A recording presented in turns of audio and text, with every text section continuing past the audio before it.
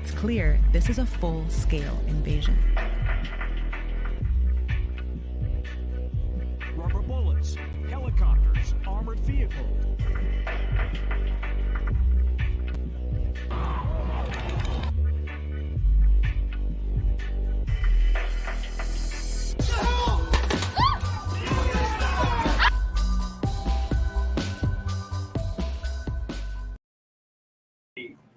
Into the school, as the governor reported.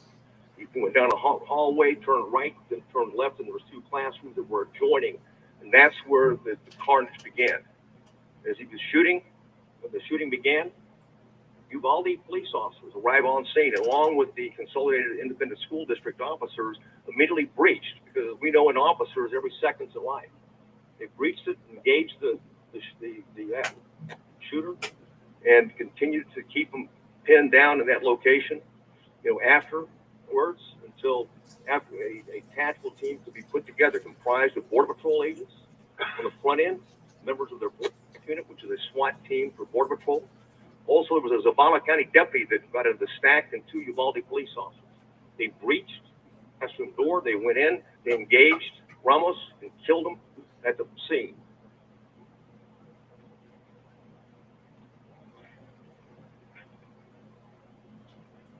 That covers it, Governor. One thing I'd like to say, though, and you hit the nail on the head, is that in profession of law enforcement, it is a profession. What looks right and how we measure ourselves is the absence of crime and disorder. Obviously, this is a situation we failed in the sense that we didn't prevent this mass attack. But I can tell you those officers that arrived on the scene and put their lives in danger, they saved other kids. They kept them pinned down. And we're very proud of that. At the same time, we're always looking to get better and look at anything that might have been out there. We've yet to find a clue, whether it's social media or other indicators that might have given us any type of idea that he was about to do something like this. It gives an opportunity to prevent it because, as we know, the overriding priority of you, certainly the legislature in Texas and the people of Texas, is that it's all about prevention. Prevent the next mass attack. And thank you for your leadership, Speaker and Lieutenant Governor. Thank you. Thank you. And now the superintendent for the Consolidated Independent School District, Al Harrell. Thank you, Governor. Thank you for being here today. Thank you for your support. I appreciate your team coming and speaking to us and providing the services and resources that you have. As superintendent, I could never imagine a day like yesterday. End of school, award ceremonies, the time of a second, third, or fourth grader's life at that point. It was a senseless and tragic event of this magnitude in our community is heartbreaking. It really is.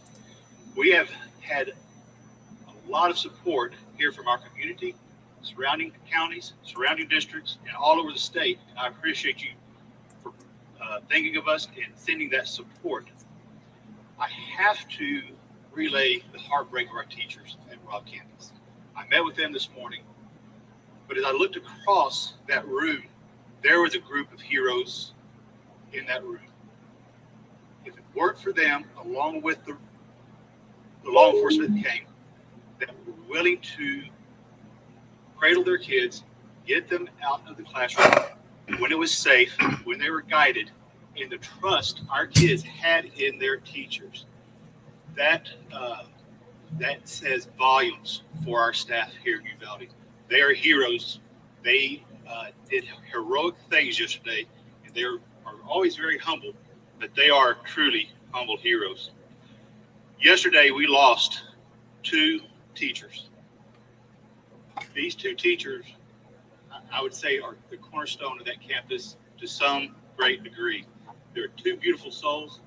They have taught on that campus for many years. They have kids in our district, and they pour their heart and soul into what they did in educating our kids in Uvalde.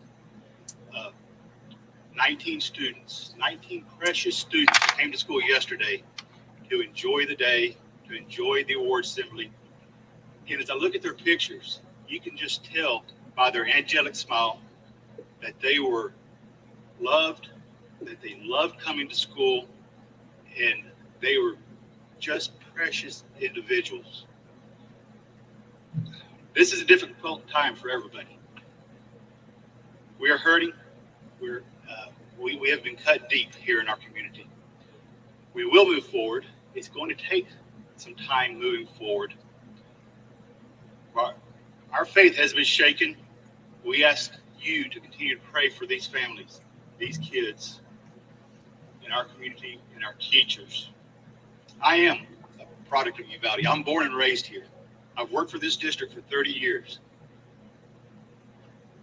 I never thought I would be sitting in front of you doing this today. But please pray for our teachers, pray for our community, and we will move forward. Thank you, Bill. Thank you. We'll take a few questions.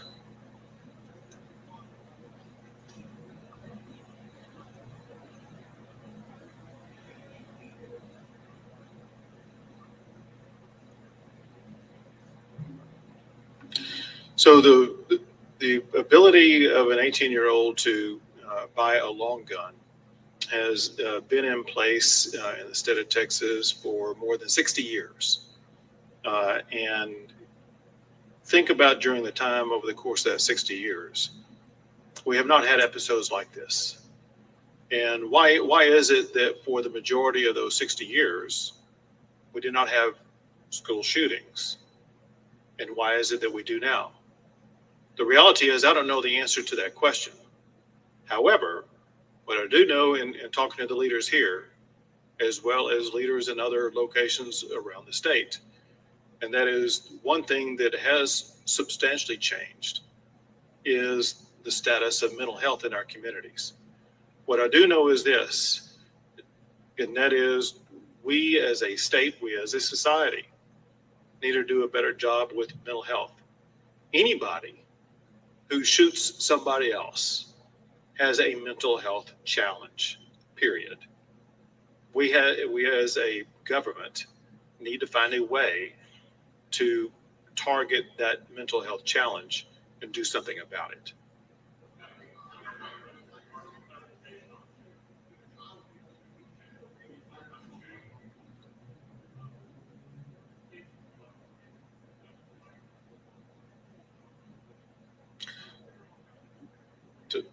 Director McCraw will have the best information on that.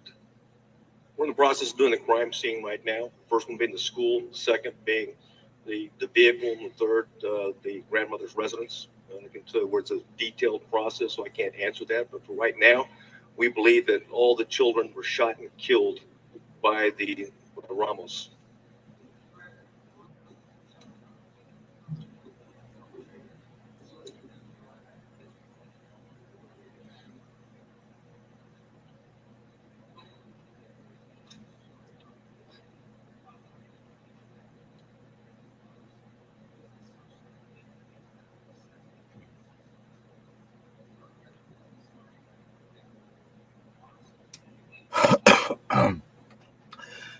Greetings and good vibes, everyone. And I think one was of a concern, and that concern was, relayed to allegedly. Just gathering some stuff together here before I talk with y'all. Report it. And we're in the process of working with the FBI right now to make sure she's interviewed and find out more about it.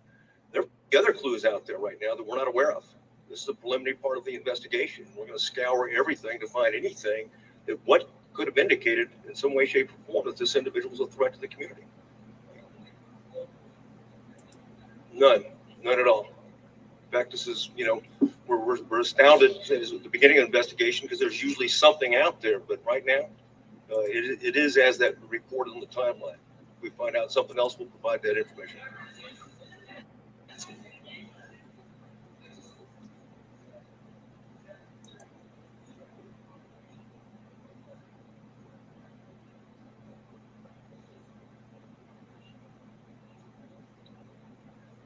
So I'm going to answer in part, but we also have the TEA Commissioner, Mike Morath, with us, who may be able to shed additional light. But here's the information that we know, and you pointed out SB 11. Listen, as you know, but others may not. People need to understand that in the aftermath of the Santa Fe shooting, I signed 17 laws to address school safety. You are tuning into a Revolution News Link, linking information experience, revolutionaries, and making it mainstream. I'm your guy, John Tell. Please hit the like button and share this stream. Follow us on all our platforms: Facebook, YouTube, Instagram, Twitter, Spotify, and donate to us. Venmo, Cash App. All the links are at the bottom of the screen. As we were just showing you footage from a press conference concerning the recent school shooting in Texas. This comes on the heels of a recent uh, shooting at a supermarket in Buffalo, New York, as well. And both incidents do have a lot to do with race, whether some markets want to talk about it or not. We do acknowledge that that plays a big part in it, and we will get more into that on the Leon Block Independent Media. However, we did want to dive into some news, and I actually wanted to first talk about Juneteenth. Where are we? There we are, Juneteenth. Okay, messages. There we go.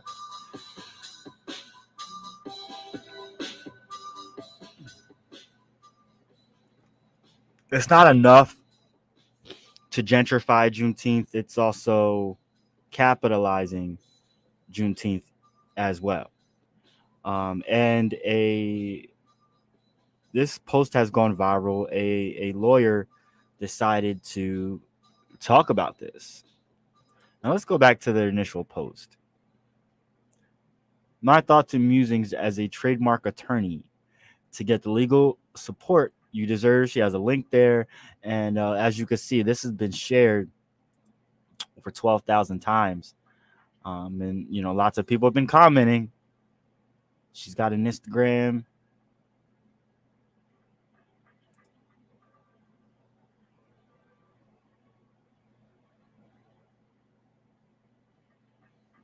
All right, so let's get to it. Gentrifying Juneteenth. Gentrification of Juneteenth is on the way, and this time is being brought to you by Walmart. I'm also looking at the little trademark symbol next to Juneteenth on that ice cream with so many questions. So I had to dive deeper. There are multiple layers of review before a product comes to market, and trademark attorneys should counsel corporate clients on cultural relevancy and impact that their brands can have at scale, especially if it will offend. I mean, have they not learned anything? No. In the same vein, Balchem Corporation is attempting to trademark Juneteenth in connection with flavor enhancers to be used in food, beverage, popcorn, candles. Crazy.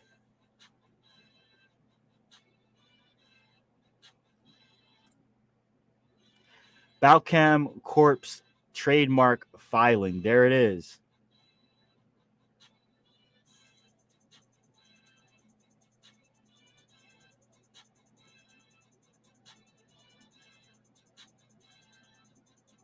It's crazy. Hold up. They applied for this back in September.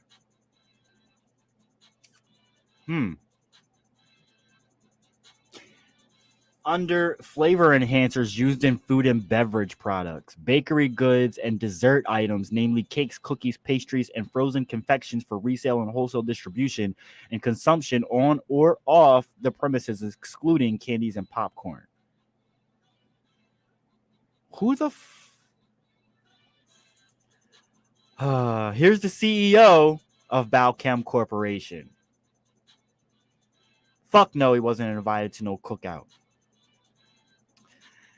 In summary, Black culture will always be profitable. Our colloquialisms, our fashion, music, films, our gatherings, and our networks. A holiday we have been celebrating for decades to honor our ancestors is merely viewed as a cash cow, especially since it was recognized as a federal holiday last year.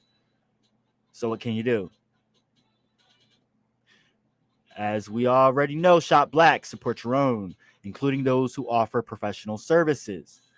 Intentionally and unapologetically protect your brands because corporate America is coming for our culture. Don't ever believe for a second that your idea is too little to protect.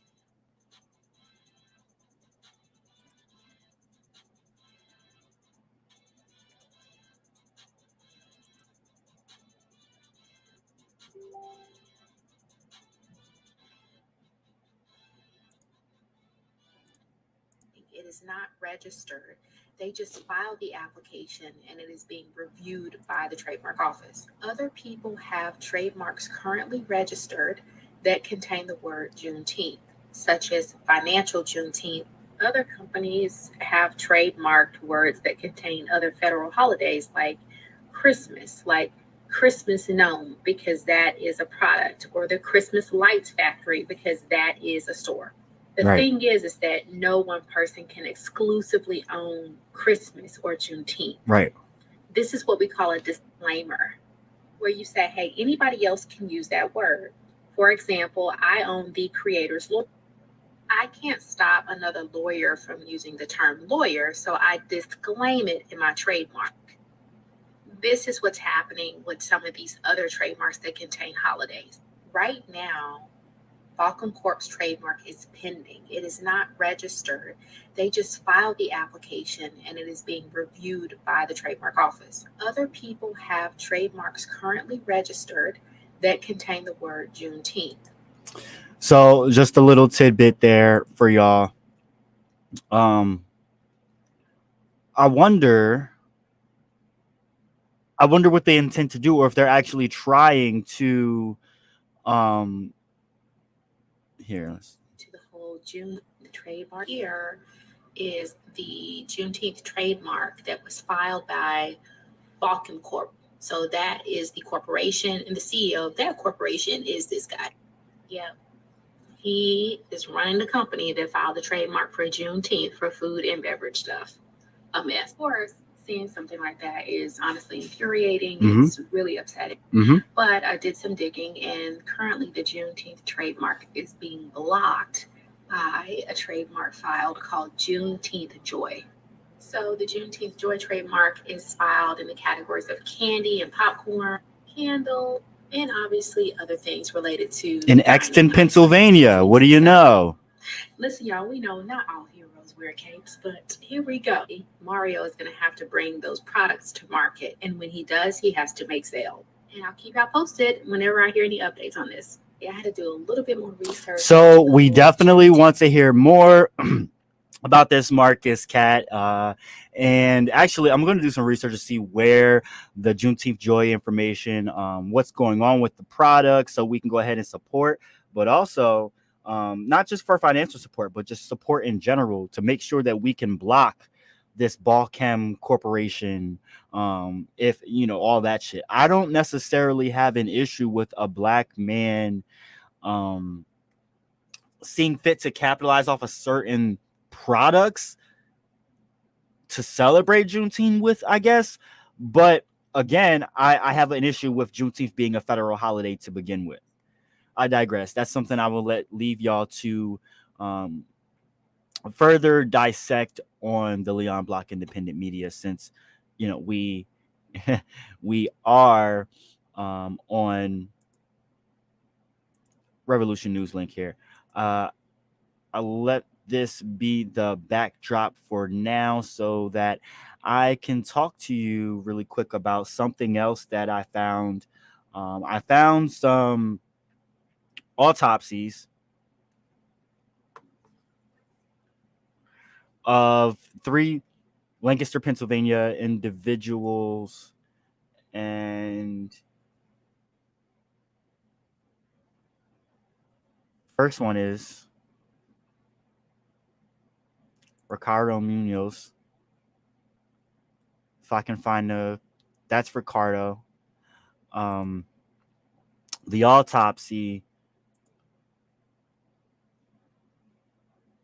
speaks to the autopsy speaks to where he was shot. It speaks that it really talks about how uh, every one of the 4 shots was fatal, and it's going on 2 years. This September will be 2 years since he was killed, just as today marks 2 years that George Floyd has been killed. And it's interesting because there was so many things planned, social media wise, and so many things going on in memoriam of George Floyd. But with everything else going on, with the school shootings, the supermarket shooting in Buffalo, you know, the war in Ukraine, and abortion justice, Black people's rights and liberation has fallen to the background, and people of color as well. So Ricardo Munoz in Lancaster City, it has at least gotten very swept under the rug. But here at the Leon Block, we still want to make sure that we're keeping tabs on this story as we've always promised. So the forensic pathology Lancaster County Coroner's Office report, post-mortem report, lists all the usual stuff. It talks about the situation, how it came to be that he was murdered. And there's a breakdown as to what parts of his body was. I'm sorry, this is difficult for me to kind of explain. I personally am not used to seeing or reading autopsy reports. However, because of who this is, I felt the need to talk about it really quick. What I find interesting is that the officer shot Ricardo 4 times, which was obviously not needed. He should have never shot at all. But 4 times? And this is basically close range.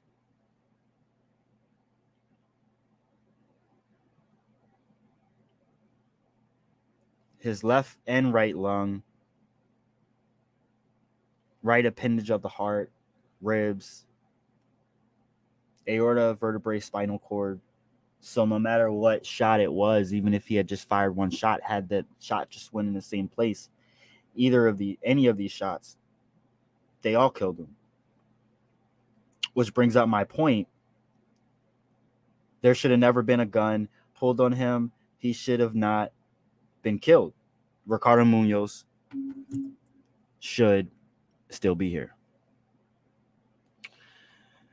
I also wanted to jump into some other things going on. I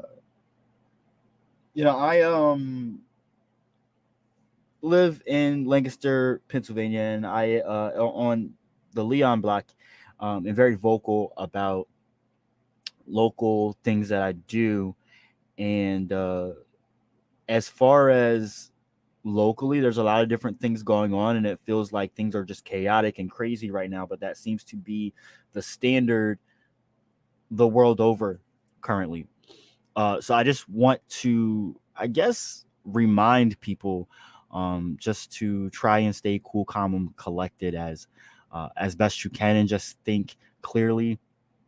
Throughout all this, take the much needed rest that you definitely deserve and need. Everyone's under stress right now, so it's just important to give grace to yourself and others, and take care of yourself. Now I do want to go off into some other news. Again, it's so much going on in the world right now. Typically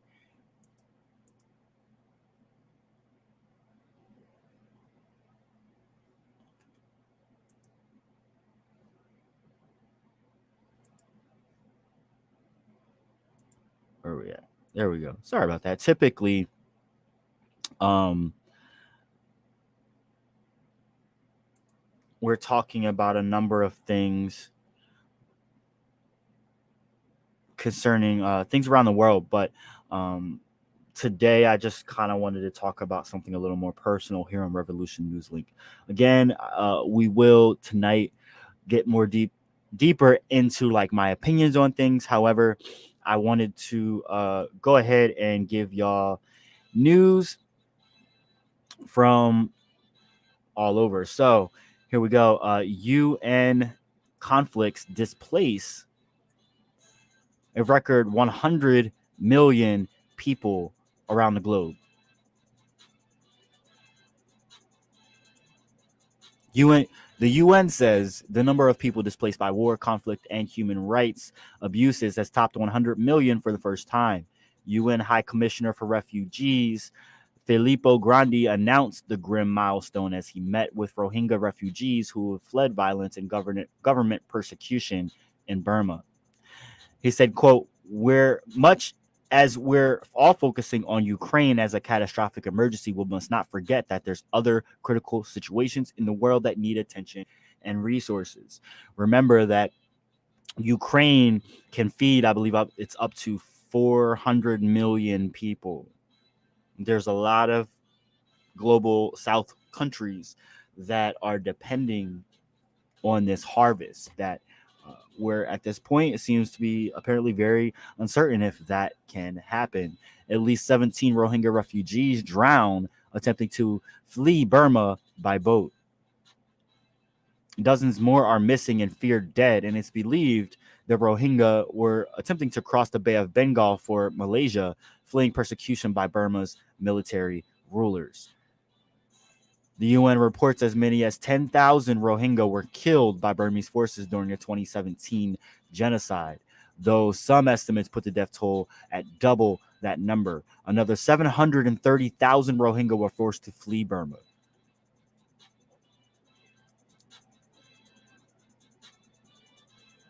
Refugees at U.S. border protest Title II expulsions. Asylum seekers trapped in the Mexico border city of Tijuana led a protest Monday denouncing the Biden administration's use of Title 42, which of course is a Trump-era public health order that's been used to bar entry to over 2 million people arriving at the U.S.-Mexico border seeking refugee status.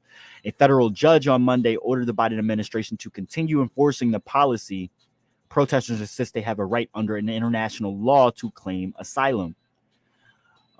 Two asylum seekers said, quote, for us, Title 42 ends the dream of many because in all immigrants' dreams, asylum is a right, and Title 42 takes that away from us, end quote. Another one says, quote, we've been here for almost a year in Tijuana. We've been in a shelter for 5 months. We've been in a rented apartment for 5 more months, and it has been very difficult. I hope they give us some support and let us enter the U.S., and we hope things will be different because here in Tijuana, there is also a lot of danger. 3 killed in Yemen's capital as Houthis shoot down Saudi spy drone.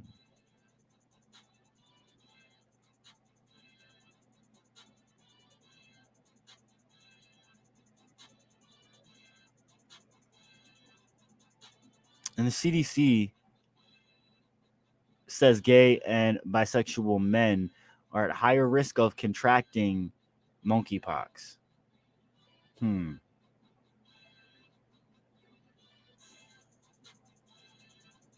Supreme Court ruled Monday to condemn prisoners in the state of Arizona cannot present new evidence in federal court that could prove they didn't receive adequate legal representation, leading to their convictions and death sentences. The case involves David Martinez Ramirez and Barry Lee Jones, who say their lawyers failed to present evidence that could have exonerated them. Writing for the court's 6-3 conservative majority, Justice Clarence Thomas ruled that serial relitigation of final convictions undermines the finality that is essential to both the retributive and deterrent functions of criminal law. Critics say the ruling will prevent people wrongfully convicted of crimes from proving their innocence. And in a scathing dissent, Justice Sonia Sotomayor called the decision perverse and illogical. She wrote, quote, two men whose trial attorneys did not provide even the bare minimum level of representation required by the Constitution may be executed because forces outside of their control prevented them from vindicating their constitutional right to counsel, end quote.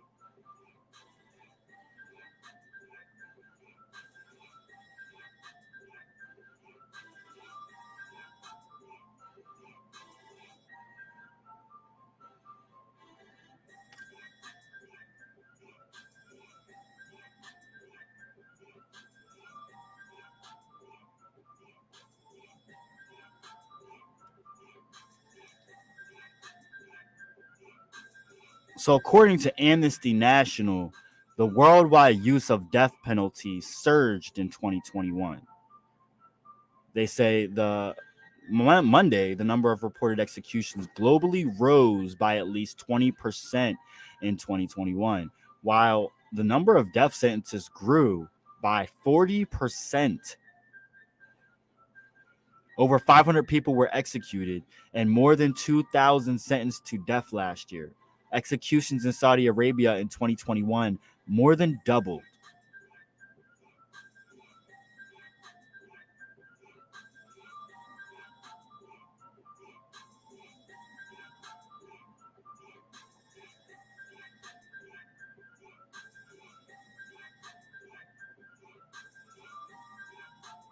Activists erase 1.7 million in student debt for Black women at Bennett College in North Carolina. Students at this college with past due tuition bills and collections will see 1.7 million of their debts erased. The Union of Borrowers, known as the Debt Collective, purchased and paid off the student loans of nearly 500 Black women at Bennett, a historically Black all-women liberal arts college in Greensboro. This comes as activists pressure President Biden to uphold his campaign pledge to cancel student debt, now a $1 trillion burden held by some 44 million people across the United States.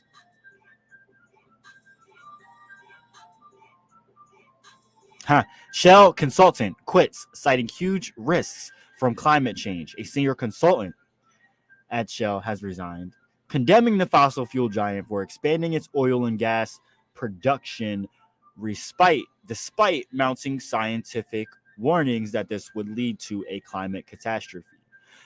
Carolyn Dennett worked for the company for 11 years and was based in the United Kingdom. She shared news of her resignation in a video posted on LinkedIn. She said, quote, "Today I'm quitting because of Shell's double talk on climate.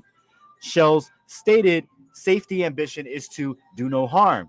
It's called Goal Zero. And it sounds honorable, but they are completely failing on it.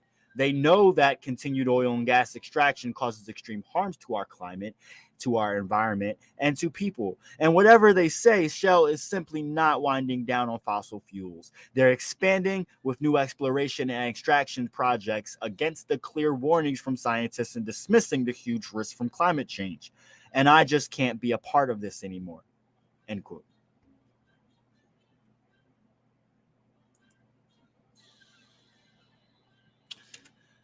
And in the news that we, of course, part of the reason that we're here to talk about things is not just Juneteenth Capitalism or Ricardo Munoz and police brutality or the war on Ukraine. It's the New York and Texas shooting. So 19 children and 2 others killed at an elementary school mass shooting in Uvalde, Texas.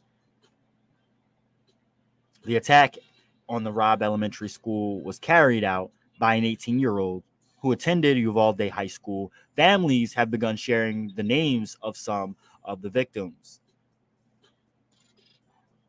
Robb Elementary School is a school with about 600 students in just 3 grades, 2nd, 3rd, and 4th. The school is about 90% Latinx. Thursday was scheduled to be the last day of class for the year. The school district superintendent spoke on Tuesday saying, quote, "My heart was broken today. We're a small community and we'll need your prayers to get us through this. end quote. The gunman has been identified as Salvador Ramos. He reportedly bought at least one of his guns on his 18th birthday earlier this month. He was shot dead in the school. Earlier in the day, he shot and critically wounded his grandmother. Tuesday's attack was the deadliest school shooting since the massacre at Sandy Hook Elementary School in Connecticut, when a 20-year-old gunman shot dead 26 people, including 20 children between the ages of 6 and 7.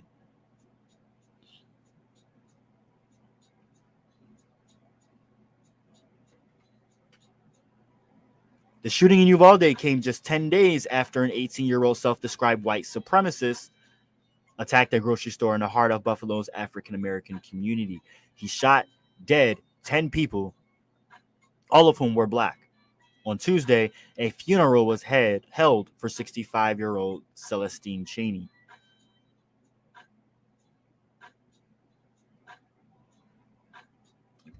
Apparently, the Senate will hold a confirmation hearing for Stephen Dettelbach to head the Bureau of Alcohol, Tobacco, Firearms, and Explosives, and the agency has been without a permanent leader for 7 years. In the past, he has supported a federal assault weapons ban and several universal background checks. In Georgia, Kemp and Raffensperger defeat Trump-endorsed candidates. In Texas, the Representative Henry Cuellar and Jessica Cisneros race is too close to call. Whew. The Democratic establishment lined up behind Cuellar, who is an anti-choice, pro-gun Democrat whose home was raided by the FBI in January. Cisneros was endorsed by the senators Bernie Sanders and Elizabeth Warren and New York Congress member Alexandria Ocasio-Cortez. She's a supporter of Medicare for All, the Green New Deal, and reproductive rights.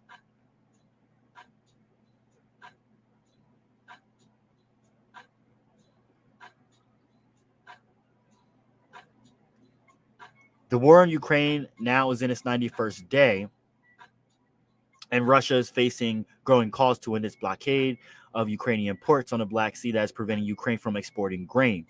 So, earlier today, a top Russian official said Moscow would consider allowing for a humanitarian corridor for ships carrying food to leave Ukraine, but only if the West agreed to lift some of its sanctions on Russia. Again, as I stated earlier, Ukraine can feed up to like 400 million people. There are a lot of people in the Middle East and Africa that are suffering and are directly affected by this. So it is very important. The AP and CNN investigations have come to the conclusion that Israeli forces killed Al Jazeera journalist Shireen Abu Akleh. Separate investigations by the Associated Press have both concluded that it was, in fact, Israeli forces who shot dead Palestinian-American Al Jazeera journalist Shireen Abu Akleh, 2 weeks ago in the occupied West Bank. Abu Akleh was one of the best-known TV journalists in the Middle East. CNN reports it has obtained evidence suggesting Abu Akleh was killed in a targeted attack by Israeli forces. CNN reports there was no active combat nor any Palestinian militants near Abu Akleh in the moments leading up to her death. The Israeli military has responded saying, quote, "The claim that the shooting was intentional has no basis," end quote. UN human rights chief to visit Xinjiang, hacked Chinese police documents on Uyghurs have been published. In Nigeria, Boko Haram kills at least 50 in Borno State attack. Climate activists disrupt Shell shareholder meeting. About 40 activists on Tuesday in London, and 3 protesters were arrested, and Shell was forced to temporarily suspend the event, apparently. Climate activist Lauren McDonald spoke outside the meeting saying, quote, "Whilst millions of people have just been placed into fuel poverty in the UK, Shell has just announced a record £7 billion in profit for Q1 this year. This is completely outrageous, and we need a windfall tax now. We need the UK government to impose a windfall tax on those obscene profits whilst millions are struggling, and we need that money to be redistributed to the people that need it the most," end quote. Iraqi man arrested for George W. Bush assassination plot involving FBI informants. The FBI Joint Terrorism Task Force has arrested an Iraqi man living in Ohio for aiding and abetting a plot to assassinate former President George W. Bush.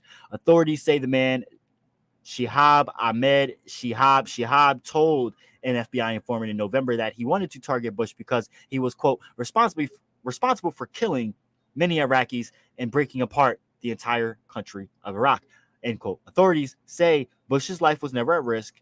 Two undercover informants played key roles in the alleged plot by providing Shihab with cell phones and cell phone data cards, and by helping Shihab devise a plan that never materialized to smuggle members of ISIS into the country to assist him.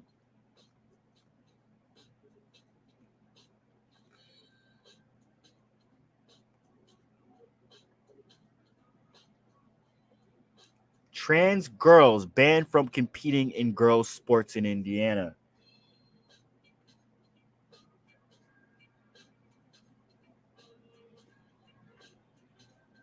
In Indiana, trans girls will no longer be allowed to compete in girls' sports after Republican lawmakers overrode a veto by Indiana's Republican governor. Indiana is one of 35 states that have passed or proposed anti-trans legislation in 2022 alone.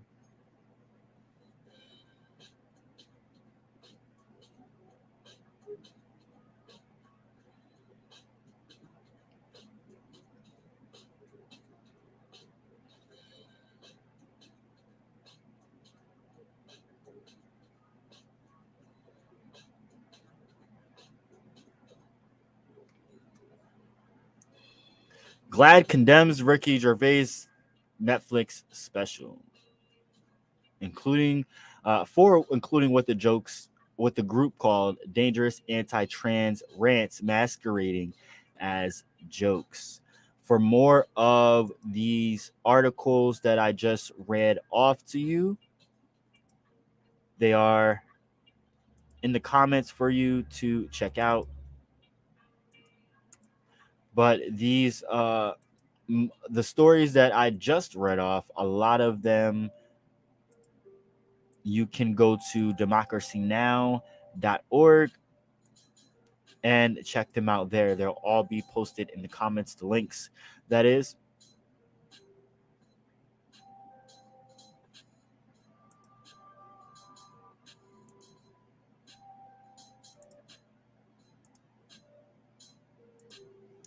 We know black people get killed by the police. Now let's talk about brutality in the hospital. Parents of Oxford school shooting suspect want trial moved out of Oakland County. Michigan gang leader sentenced openly advocated for race war. And New York cancels a statewide history exam over a question it said could compound student trauma caused by Buffalo shooting. You definitely want to check out and read these articles. Little insight there for you. Figured you'd like that. And of course, this evening we will be back to on the Leon Block Independent Media. I have an open dialogue and discussion about everything going on, really. The Juneteenth issue with the trademarking, Ricardo Munoz and his autopsy, and the cover-up that's behind that. Ukraine and 400 million people going broke and starve. 400 million people starving. New York, Buffalo, New York shooting and race relations, Texas school shooting and gun laws and rights and advocacy, white supremacy and how that all ties into each other, all the aforementioned. And then also can't forget about Palestine. There's a lot going on, y'all. And some of these articles, again, are on democracynow.org. However, you can also grab them from us.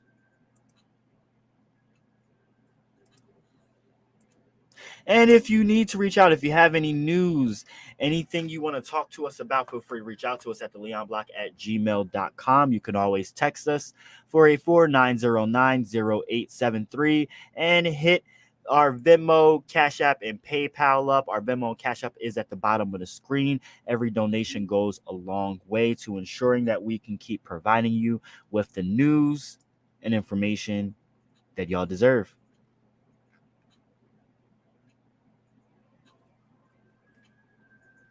All right, y'all. We will be back with more at some point later on today. In the meantime, please stay safe, y'all.